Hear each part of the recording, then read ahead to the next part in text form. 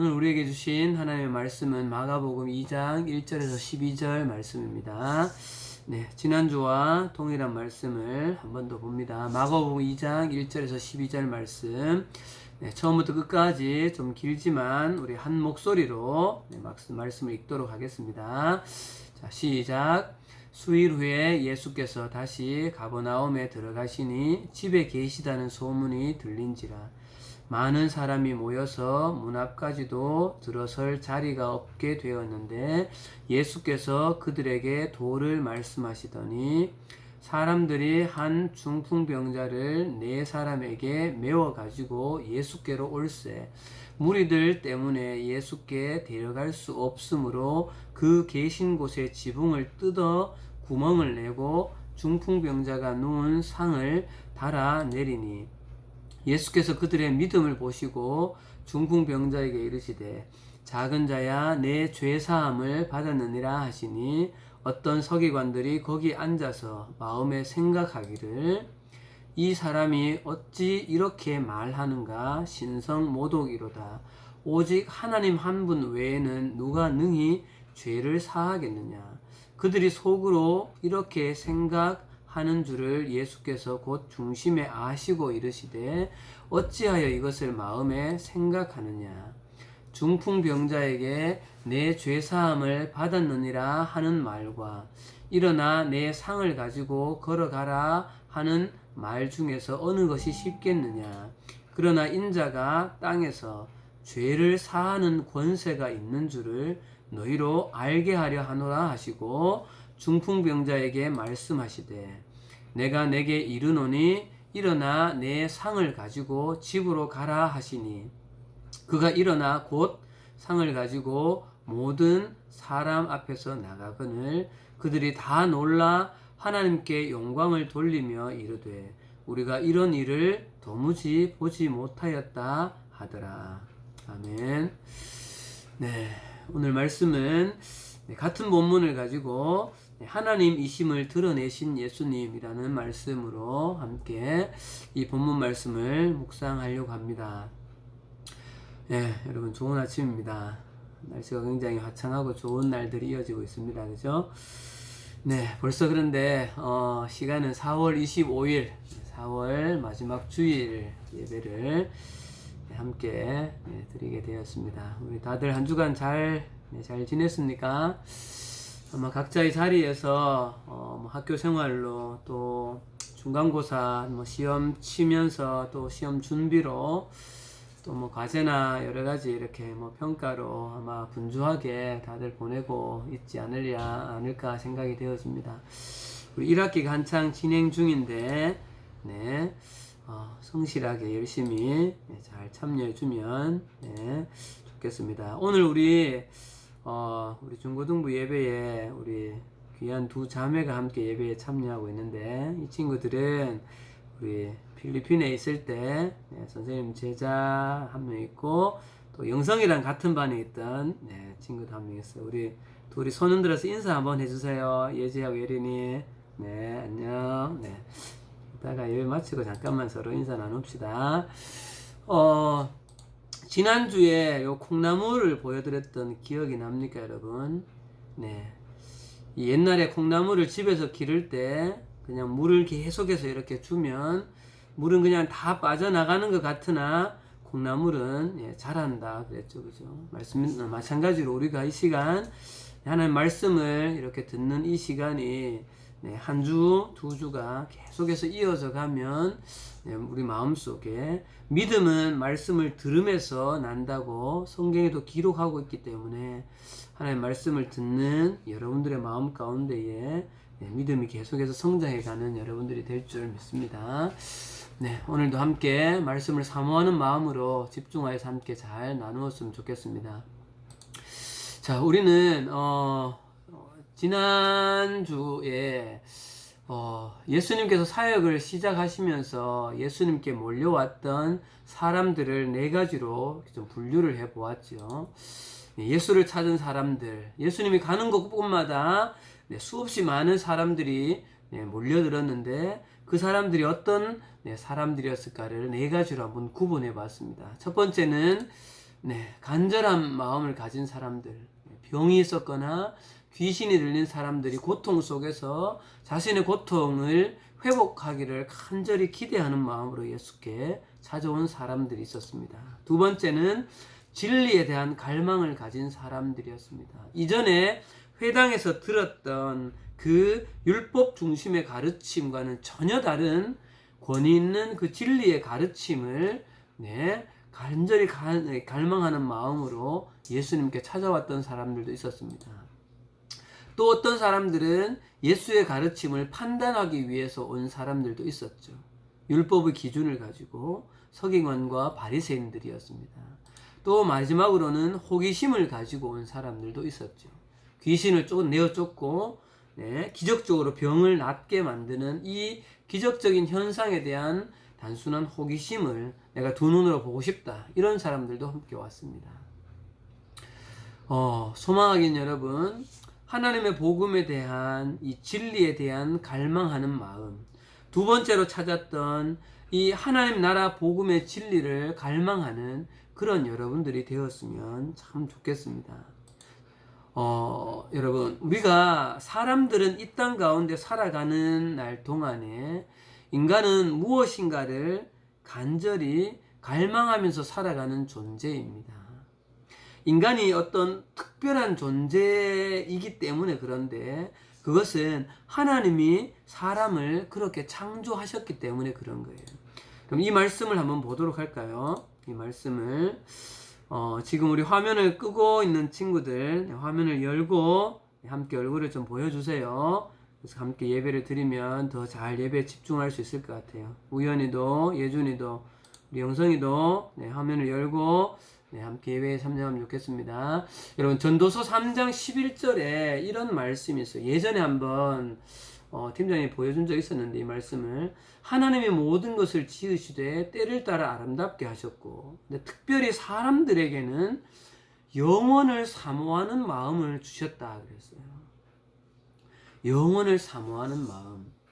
그래서 인간은 무엇인가를 끊임없이 갈망하고 추구하고 사모하고 찾는 그런 존재입니다. 하나님이 인간을 그렇게 창조하셨다는 거예요. 사랑하는 여러분, 여러분들은 여러분들의 인생에 있어서 무엇을 깊이 있게 갈망하며 사모하면서 그렇게 여러분 살아가길 원하십니까?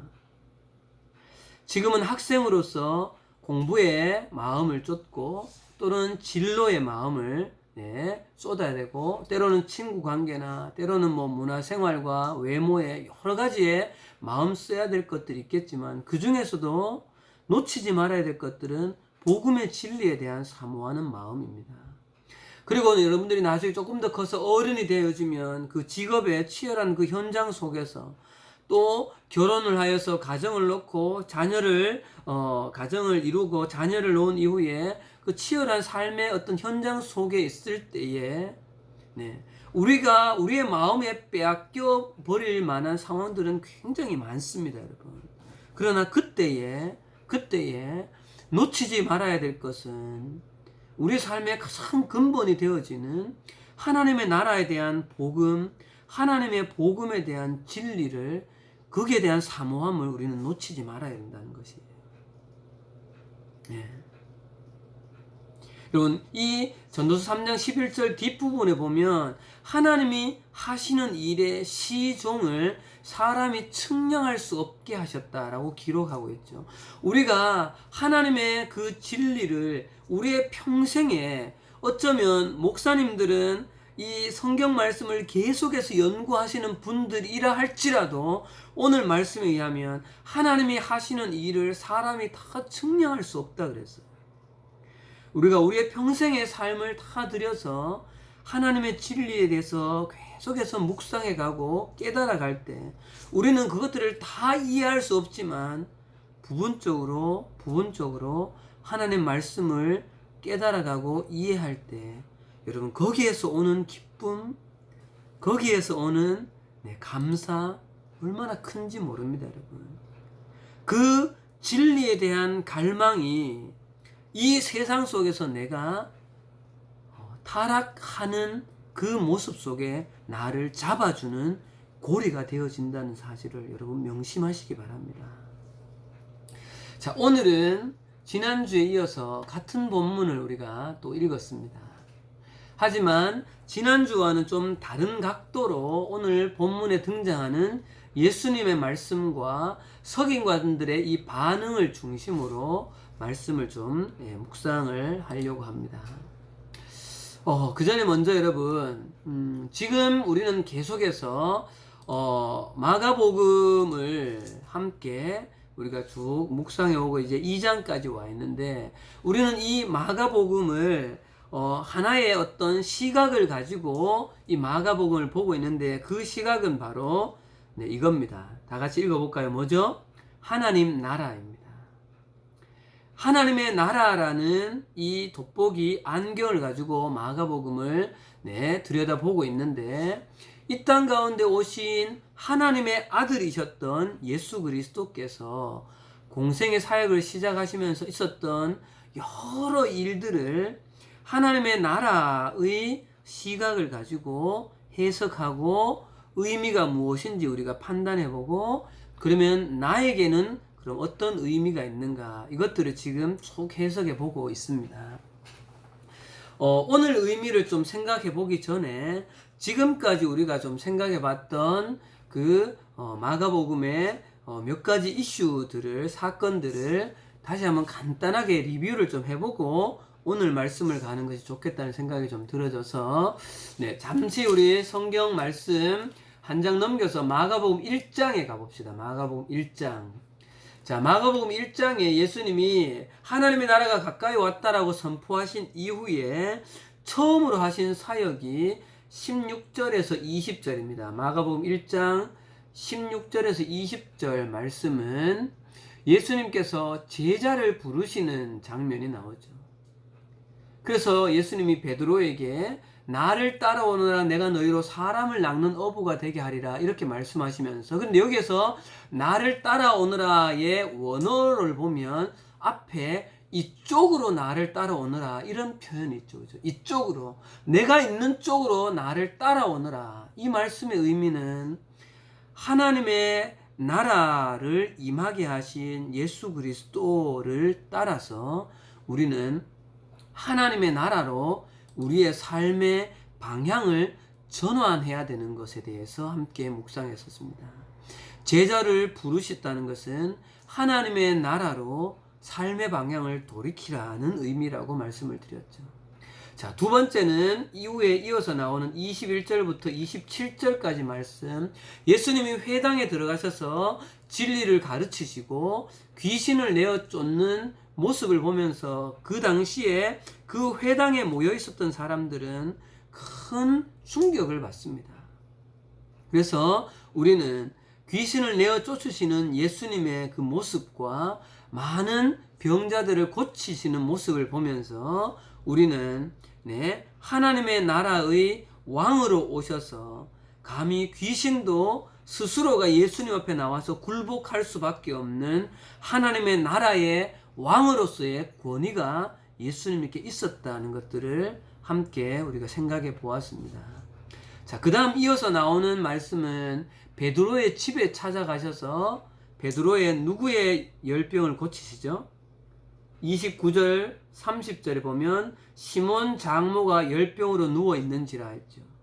시몬 베드로의 장모의 열병을 고치시고 가서 손을 잡아서 일으키시면서 고치시죠. 그리고 찾아온 많은 사람들의 병을 일일이 고치시고 또 귀신을 내어 쫓으십니다. 우리는 이 모습을 보면서 하나님의 나라가 임하는 곳, 하나님의 나라가 임하는 곳에는 치유와 회복이 일어난다는 것들을 우리는 생각했습니다. 여러분, 이건 진리입니다. 하나님의 나라가 강력하게 임하는 곳에는 눈에 보이는 육신의 질병도 치유될 뿐만 아니라 사단이 떠나가거나 또한 내적인 상처들이 회복되어지거나 관계들이 회복되어지는 치유와 회복이 일어나는 놀라운 일들이 일어나는 것이죠. 자, 그리고 지지난주에 보았던 나병 환자를 고치시는 모습을 보면서 나병 환자에게 그를 불쌍히 여기면서 그에게 손을 대시죠. 그죠? 우리는 이 모습 속에서 예수 그리스도께서 이 땅 가운데 임하게 하신 그 하나님의 나라의 본질은, 하나님의 나라가 이 세상 가운데 임한 그 본질은 인류를 향한, 깨어진 이 세대를 향한 긍휼과 사랑이었다는 것을 우리는 보았습니다. 자, 지금까지 본 것이 마가복음 속에 하나님의 나라가 어떻게 임하였고 예수님이 하신 그 사역 하나하나가 우리가 어떻게 이것들을 받아들이고 생각해야 되는가를 간단하게 한번 정리를 해 보았습니다. 자, 그리고 오늘 본문에 중풍병자가 찾아왔을 때 이미 베드로의 집은 만원이 되어졌고, 그래서 도저히 안 돼서 지붕으로 올라가서 지붕을 뜯고 그 상을 내리고 치유가 일어나는 이 장면입니다, 여러분. 자, 오늘은 우리는 이 본문에서 예수님이 하신 한 말씀과 서기관들의 그 대화 속에서 중요한 한 가지, 하나님의 나라에서의 중요한 주제를 발견하게 되어집니다. 자, 여러분 1절 말씀을 다시 한번 읽어봅시다. 다 같이 한번 소리내어서 읽어보겠습니다. 시작. 수일 후에 예수께서 다시 가버나움에 들어가시니 집에 계시다는 소문이 들린지라. 여러분 여기에 집에 계시다는 소문이 들려서 2절에 수없이 많은 사람들이 찾아오게 되어지는데, 이때 찾아온 사람들 중에 한 부류의 사람들이 있었는데 6절입니다. 어떤 서기관들이 거기에 앉아서 마음에 생각하기를. 여러분 여기 마가복음에서는 이 표현을 간단하게 이렇게 기록해요. 어떤 서기관들이, 굉장히 서기관 한 두세 명 이렇게 소수인 것처럼 표현되어져 있는데, 여러분 같은 내용을 다루고 있는 누가복음에 가보면 누가복음 5장 17절에 가보세요, 여러분. 잠깐만요. 자, 요거는 제가 찾아보려고 여기 기록을 안 했는 것 같아요. 자, 누가복음 5장 한번 찾아봅시다, 여러분. 누가복음 5장 17절입니다. 자, 성경 찾으십시다. 누가복음 5장 17절 말씀이에요. 자, 성경 찾아보도록 하겠습니다. 누가복음 5장 17절 말씀. 자, 찾았습니까? 한번 읽어봅시다. 누가복음 5장 17절 말씀. 시작. 하루는 가르치실 때에 갈릴리의 각 마을과 유대와 예루살렘에서 온 바리새인과 율법 교사들이 앉았는데 병을 고치는 주의 능력이 예수와 함께 하더라. 그러면서 18절에 한 중풍병자를 사람들이 침상에 메어 가지고 이렇게 이야기하죠. 같은 본문인데, 자, 여기에 보면 그냥 가버나움 인근에 있는 서기관 한둘이 아니었던 거예요. 각 마을과 유대, 예루살렘 전체의 바리새인과 율법 교사들, 여기서 율법 교사들이 여러분 서기관이라고 생각하면 돼요. 이 사람들이 아마 숫자적으로도 꽤 많은 사람들이 모여들었을 것 같아요. 자, 여러분 생각해 보십시오. 나병 환자를 고치신 이후에 며칠을 예수님이 다른 지역을 갔다가 다시 가버나움에 오셔서 베드로의 집에 들어가서 가신 거죠. 근데 그날따라 사람들이 모여드는데 누가 많이 오는 거예요? 서기관과 바리새인들이 많이 몰려들고 있는 것이죠. 자, 여러분 예수님의 입장을 한번 생각을 해 보십시오. 사람들이 이렇게 몰려서 오는데 그날따라 서기관과 바리새인들이 더 많이 이렇게 몰려오는 거예요. 특별히 유난히. 이걸 본 예수님은 어떤 마음이었을까요? 아마도 예수님의 마음은 인간적으로 사실은 좀 불편했을 거예요. 왜냐하면 이들이, 이 서기관과 바리새인들이 왜 모여들고 있는지를 예수님은 아셨기 때문에 그런 거죠. 여러분 지난주에 한번 그렇게 이야기 됐죠. 여러분 왜 이 사람들이 예수님께 모여왔습니까? 그들은 예수 그리스도를 율법으로 판단하고 정죄하기 위해서 그들은 모여들었던 거죠. 한마디로 말하면 예수를 꼬투리 잡기 위해서 온 거예요. 여러분, 여러분들이 어떤 이야기를 하는데 누군가가 눈에 불을 켜고 쌍찜질을 켜고 네가 하는 말 한마디로도 실수해봐라. 내가 그걸 잡아서 너를 어떻게 하겠다라고 이런 사람이 내 주변에서 듣고 있으면 말하기 어떨까요, 여러분? 가능하면 네, 조심해서 문제가 될 만한 말을 해야 돼요, 안 해야 돼요? 안 하는 것이 정상인 거죠. 안 하는 것이, 그죠? 그런데 오늘 우리가 본문에서 발견하는 예수님은 그와 반대라는 거예요. 그럼 5절 말씀 한번 다시 한번 봅시다. 5절 다시 이제 마가복음으로 돌아왔습니다. 마가복음 2장 5절에 예수께서 그들의 믿음을 보시고 중풍병자에게 이르시되 작은 자야 내 죄사함을 받았느니라. 작은 자야 내 죄사함을 받았느니라. 여러분 지붕을 뚫고 내려오는 중풍병자를 향해서 다른 말씀이 아니라 작은 자야 내 죄사함을 받았느니라. 여러분 지금 우리는 이미 말씀을 알고 있는 우리 입장에서는 뭐 여기 이 말이 무슨 큰 뭐 문제가 되겠냐 싶지만 이날 여러분 이 현장 가운데 모여들어 있는 서기관과 바리새인들에게는 이 한 구절은 실로 엄청난 말씀이었던 거예요. 그래서 이 말이 끝나기가 무섭게 서기관과 바리새인들은 속으로 아니면 서로 눈빛을 교환하면서 7절 이렇게 이야기하는 거죠. 7절 노란색 읽어봅시다. 시작. 이 사람이 어찌 이렇게 말하는가? 신성모독이로다.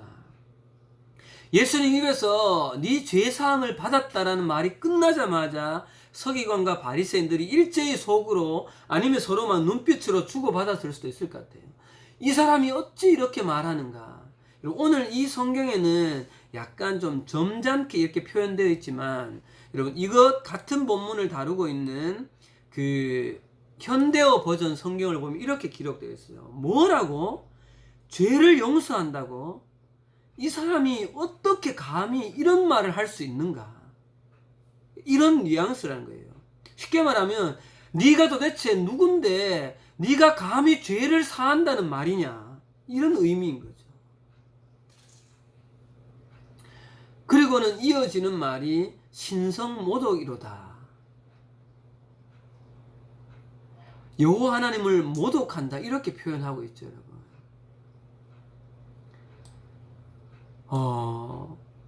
여러분 당시에 이 신성모독은 율법으로 죄입니다. 근데 얼만큼 이게 그 큰 죄이냐 하면 당시에 하나님을 모독하는 죄는 현장에서 바로 돌로 쳐 죽이는 것이 율법이었어요, 여러분. 자, 레위기 26장 16절을 볼게요. 여호와의 이름을 회방하면 그를 반드시 죽일지니 온 회중이 돌로 그를 칠 것이라. 이렇게 기록되어 있죠. 지금 예수님께서 네 죄사함을 받는다 이렇게 말하는 것은 하나님의 이름을 회방하고 모독하는 말이었던 거예요, 이 사람들에게. 여러분 그래서 실제로 사도행전에 우리가 잘 아는 스데반 집사님 알죠? 최초의 순교자 스데반 집사님. 스데반 집사님이 설교를 쭉 하고 나서 어떻게 됐어요? 이 설교를 들었던 유대인들이 참남하도다 하면서 돌로 쳐 그 자리에서 죽여버리죠. 왜요? 신성모독이었기 때문에 그래요. 여러분 왜 이렇게 바리새인과 서기관들이 이렇게 원색적으로 여러분 반응하는가 하면 7절 말씀에 그 답이 있어요, 여러분. 오직 하나님 한 분 외에는 누가 능히 죄를 사하겠느냐.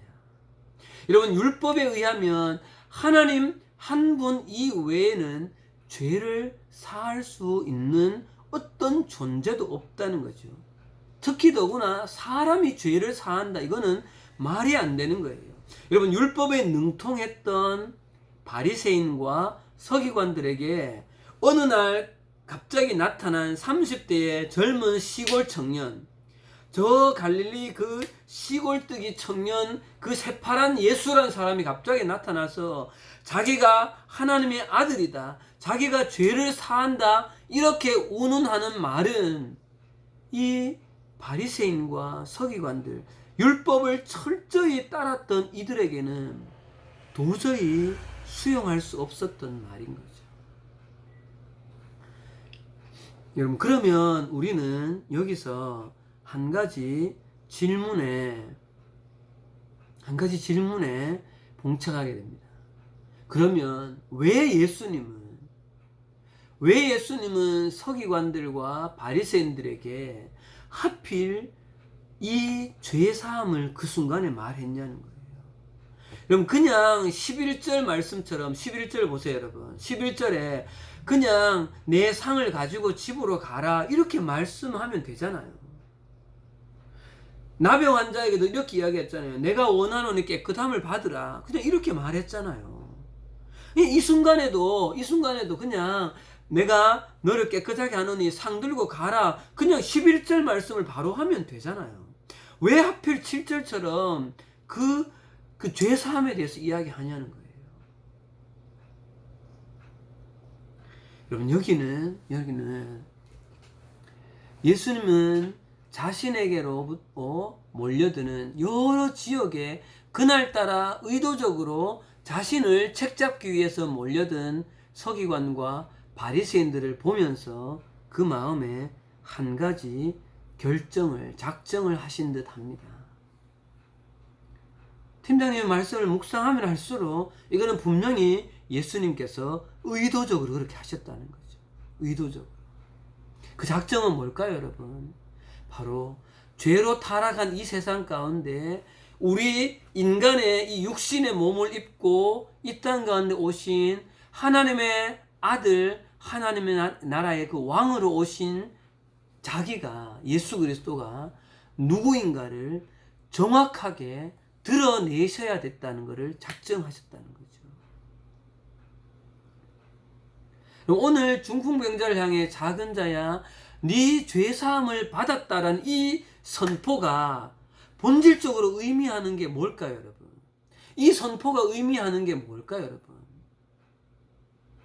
죄로 타락한 깨어진 이 세상 가운데 오셔서 네 죄사함을 받았다라고 죄사함을 선포하신 이 선포가 의미하는 것이 뭐냐는 거죠. 예수님은 그 자리에 모여든 바리새인과 서기관들에게 무슨 말씀을 하고 싶었을까요? 그건 바로 내가 하나님이다. 내가 바로 이 땅에 하나님의 나라의 왕으로 온 하나님의 아들이다. 그리고 너희들이 기다리고 있는 바로 메시아다. 이것을 말씀해 주려고 하시는 사실인 거예요. 여러분, 바리새인들이 했는 말 틀린 말이 아닙니다. 하나님 한 분 외에는 인간의 죄의 문제를 해결할 수 있는 분은 없습니다. 그렇죠? 그렇기 때문에 예수님께서 네 죄사함을 받았다라고 말하고 있는 이 선포는 다른 말이 아니라 내가 하나님이다. 이 땅 가운데 육신을 입고 오신 그 예수 그리스도가 그냥 너희 눈에 보기에는 사람일지 몰라도 나는 너희와는 존재 자체가 다른 하나님이다라는 것을 선포하신 말씀이라는 사실이에요.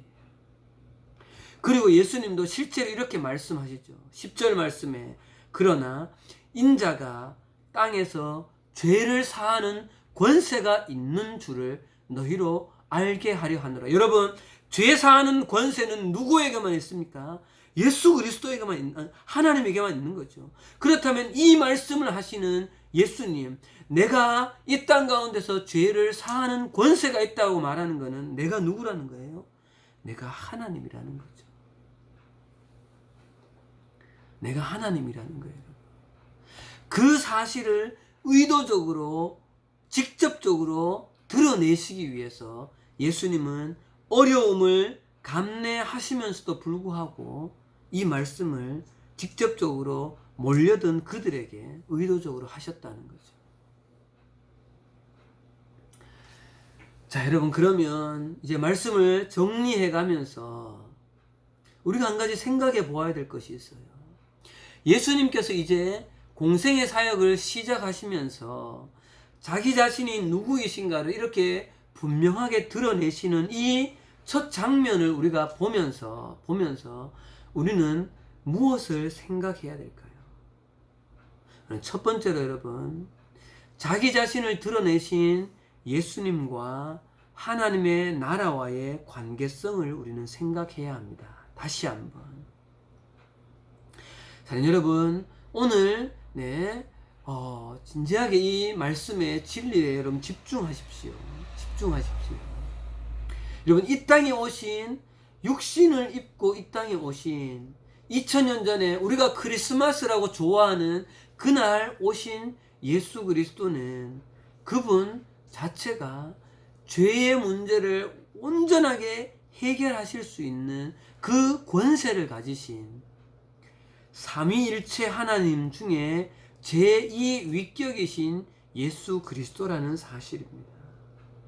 여러분, 예수님은 완벽한 하나님, 삼위일체 하나님의 또 다른 하나님이라는 사실이시죠. 그 하나님이신 예수님께서 그 하나님의 신성을 온전히 가진 채 이 땅 가운데 오셨다는 것은 여러분 무슨 의미일까요? 여러분, 하나님이 이 세상을 창조하셨을 때 에덴 동산을 중심으로 온 우주 만물은 하나님의 나라였습니다. 하나님의 다스림이 있는 하나님의 나라였습니다. 그러나 죄가 들어오면서 이 세상은 하나님의 나라가 깨어졌다는 것이죠. 그런데 그 깨어진 이 세상 가운데에 하나님이신 예수님이 다시 이 땅 가운데 육신을 입고 오셨다는 것은 하나님의 역사, 하나님의 다스리심, 하나님의 그 나라를 다시 시작하셨다는 놀라운 선포가 되어진다는 것이죠. 근데 이 하나님의 나라를 선포하는 거기에 여러분 가장 중요한 것은 하나님의 나라를 회복하는 데에 가장 중요한 것은 하나님의 나라로 하나님의 백성들을 초대하는 데에 가장 중요한 것은 죄의 문제를 해결하는 것, 죄의 권세를 가지고 있는 자를 결박하고 죄의 문제를 해결하는 것이 가장 키 포인트인 거죠. 그런데 오늘 이 땅 가운데 오신 예수 그리스도께서 다른 분이 아니라 자기 스스로를 다른 권세 있는 자로 소개하는 것이 아니라 죄를 사할 수 있는 권세 있는 자로 소개하고 있다는 것. 이것은 무엇이에요, 여러분? 이 땅 가운데 깨어진 이 세상 가운데에 하나님의 나라를, 죄의 문제를 해결하고 우리를 그 하나님의 나라로 온전히 초대하시는 그 예수 그리스도를 소개하고 있다는 것이죠. 그 예수 그리스도를 드러내고 있다는 사실이에요. 여러분, 이 영적인 진리를 여러분들은 깨달으셔야 됩니다. 그래서 지금 예수 그리스도를 믿고 있는 우리는 지금 이 땅 가운데 살고 있으나 이미 우리는 하나님의 나라를 살고 있는 것이죠. 여러분, 천국은, 하나님의 나라는 우리가 죽어서 가는 곳이지만 지금 이 땅 가운데에서 우리는 천국을 맛보며 살 수 있는 존재라는 것이에요. 여러분, 두 번째로 이제 마지막으로 우리가 오늘 이 예수 그리스도, 죄를 사하는 권세를 가지신 예수 그리스도를 우리가 묵상하면서 마지막으로 생각해야 할 것은 이 죄의 권세를 깨뜨리신 예수님과 하나님의 나라를 회복하신 그 예수님과 나와의 관계가 어떠냐는 겁니다. 죄의 권세를 깨뜨리신 그 예수님과 조금 더 나가서 하나님의 나라를 다시 회복하신 그 예수님과 나와의 관계가 어떠하냐는 거예요. 여러분들, 이 부분은 팀장님이 여러분들에게 답해 줄 수 없습니다. 이 질문 앞에 답을 하셔야 되는 건 여러분들 스스로예요. 여러분들은 예수 그리스도와 죄의 권세를 깨뜨리실 수 있는 예수 그리스도와 어떤 관계에 있습니까? 여러분들은 이 땅 가운데 이미 시작하신 하나님의 나라가 가까이 왔다라고 말씀하신 그 하나님의 나라와 여러분들은 어떤 관계가 있습니까? 여러분, 이 자리에 있는 여러분 모든 사람들은 100%다 신앙을 가지신 부모님의 자녀들로 태어나 있습니다. 아주 복된 사람들이죠. 소위 모태신앙인 여러분들입니다. 어려서는 여러분들 부모님에 의해서 신앙의 베이직이 잘 마련되어 있는 여러분들입니다. 그러나 이제는 청소년의 때에 청년기로 들어가는 여러분들은 이제는 부모님으로부터 삶에 있어서도 신앙에 있어서도 여러분들은 독립하셔야 됩니다. 이제는 부모님의 신앙에서 여러분 개인의 신앙으로 부모님이 만났던 그 하나님을 여러분 개인이 만나가야 된다는 것이죠. 그래서 이 예수 그리스도를 여러분들 개인 한 사람 한 사람이 인격적으로 고백할 나이가 되어졌다는 것이죠. 여러분, 다시 한번 질문해 보겠습니다. 여러분, 죄를 사하는 권세를 가지신 이 예수 그리스도와 여러분은 어떤 관계에 있습니까? 예수 그리스도를 어떻게 고백하십니까? 여러분은 2000년 전에 오신, 그리고 나를 위해 십자가에 죽으신 그 예수 그리스도, 그 십자가의 보혈의 피로 말미암아 내 모든 죄가 사함받은 그러한 예수 그리스도라고 온전히 여러분 고백하십니까? 조금 더 나아가서 여러분, 그 예수 그리스도와 우리의 삶 속에서 인격적인 관계를 맺고 살아가고 계십니까? 지난주에 보았던, 또 그 전주에 보았던, 또 그 전전주에 계속 보았던, 예수님으로 말미암아 병이 나았고 예수로 말미암아서 귀신이 떠났던 그 사람들은 아마도 계속하여서 예수님 말씀을 계속 들으면서 예수님과 인격적인 관계를 형성하면서 그들은 살아갔을 거예요. 그 당시에. 그러면서 그들 속에는 조금씩 하나님의 나라를 발견해 갔을 거라는 거죠. 여러분, 동일합니다. 2000년 전에 오셨던 그 예수님이 여러분들에게도 하시는 말씀은 사랑하는 아들 누구야? 사랑하는 딸 누구야? 내가 너와 인격적인 관계를 맺고 싶다. 내가 하나님의 나라로 온전히 들어와서 나와 인격적인 교제를 나누자. 이렇게 여러분들을 초대하고 계신다는 거죠. 여러분, 예수님은 인격적인 분이기 때문에 내가 내 마음의 문을 닫고 있으면 예수님은 강제로 내 마음을 열어 젖히는 분이 아니십니다. 그러나 예수님은 내 모습이, 내가 비록 죄를 지었고 어떠한 악랄한 죄를 지은 그런 내 모습일지라도 내 마음의 문을 열고 예수 그리스도께로 가면, 사랑하는 아들아, 사랑하는 딸아, 나병 환자를 불쌍히 여겼듯이 나를 불쌍히 여기시고 사랑으로 안아주시는 그 예수 그리스도라는 사실을 여러분 기억하십시오. 그래서 여러분의 삶 속에 잠시라도 아침에 일어나서 침대 맡에서 무릎을 꿇고 주님, 오늘도 하루를 도와주십시오. 성경 말씀을 읽는 친구들은 말씀을 읽으면서 예수님과 교제하십시오. 식사 기도를 하면서 예수님과 교제하고 잠자는 순간에 다시 한번 오늘 하루를 돌아보면서 예수 그리스도와 교제하십시오. 그러면 우리는 지금 내가 누리지 못한 그 하나님의 나라의 풍성함과 그 기쁨을 여러분들은 누리실 수 있습니다. 예수님의 마지막 말씀, 이런 말씀이 있어요, 여러분.